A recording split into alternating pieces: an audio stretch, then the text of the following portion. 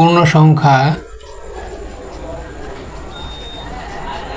দুই ভাগে করা যায়। একটা হচ্ছে ঋণাত্মক পূর্ণ সংখ্যা, আরেকটা হচ্ছে অঋণাত্মক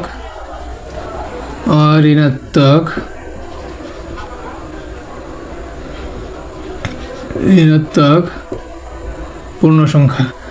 ঋণাত্মক পূর্ণ সংখ্যা এবং অঋণাত্মক পূর্ণ সংখ্যা। ঋণাত্মক পূর্ণ সংখ্যাগুলো হচ্ছে মাইনাস চিহ্ন থাকবে স্বাভাবিক সংখ্যাগুলোর আগে, -4, -5 এভাবে অসংখ্য। আবার অঋণাত্মক সংখ্যাগুলোতে শূন্যও থাকবে, 0, 1, 2 এভাবে 3, 4 যত স্বাভাবিক সংখ্যা আছে, 0 সহ যত স্বাভাবিক সংখ্যা আছে সবগুলাই হচ্ছে অঋণাত্মক সংখ্যা।